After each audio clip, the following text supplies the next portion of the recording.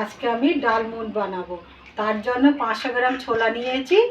নিয়ে আমি রাত্রিবেলা খাবার সোডা দিয়ে 1 চামচি খাবার সোডা দিয়ে ভিজিয়ে রেখে দিয়েছিলাম। এটা ভালো করে ধুয়ে নিয়েছি 5-6 বার। এবার জলটা ঝেড়ে নেব। ছোলার ডালটা তুলে নিয়েছি। এবার আমি এই একটা গামছা পেতে নিয়েছি।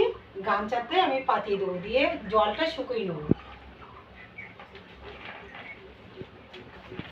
আমি এটা ভালো করে পাতিয়ে নিয়েছি আর জলটা শূন্য করে নেব। শূন্য করে নিয়েছি, আমি এবার তুলে নেব। সবগুলো তুলে নিয়েছি। আমি এই বাটিটা নিয়েছি। এই বাটিতে আমি ভাজা মশলা দিয়ে দেবো, জিরে, ধনে, লঙ্কা, একটু চাট মশলা দিয়ে দেবো,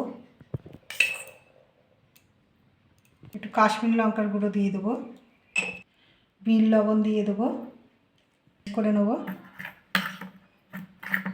এটা মিশিয়ে নিয়েছি। আমি গ্যাস জেলে কড়া বসিয়ে দিয়েছি আর কড়াটা গরম হয়ে গেছে। আমি এবার সাদা তেল দিয়ে দেবো।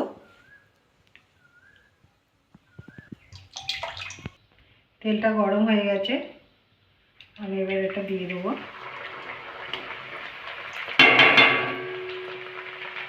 দেখুন আস্তে আস্তে ভেসে ওপরে উঠছে। সবগুলো ওপরে উঠে গেছে, আমি একটু ভেজে দেবো। এটা আমার হয়ে গেছে, আমি এবার তুলে নেব।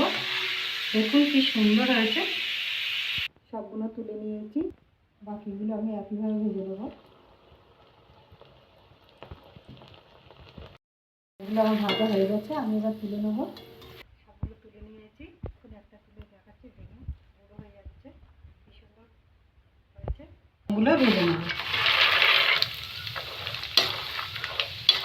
বাদামগুলো ভালো হয়ে গেছে, আমি এবার তুলে নেব। বাদামগুলো তুলে নিয়েছি। এগুলো আমি শুকনো লঙ্কা ভেজে নেব। শুকনো লঙ্কাটা ভেজে নিয়েছি, আমি এবার তুলে নেব। শুকনো লঙ্কা তুলে নিয়েছি। এবার আমি ওই তেলে কারি পাতাটা ভেজে নেব। পাতাটা ভেজে নিয়েছি, আমি এবার তুলে নেব। সবগুলো তুলে নিয়েছি, পাতাগুলো ছাড়িয়ে নেব। পাতাগুলো একটু ভেঙে নেব, কারি পাতাগুলো ভেঙে নিয়েছি। আমি এটা ভালো করে মিশিয়ে নেব। যে মশলাটা করে রেখে দিয়েছিলাম সেই মশলাটা দিয়ে দেবো।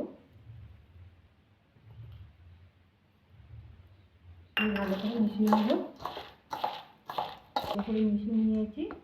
আমি এবার শুকনো লঙ্কা, আপনারা যেরকম ঝাল খাবেন সেরকম দেবেন। আমি শুকনো লঙ্কাটা গুঁড়ো করে দিয়ে দেবো।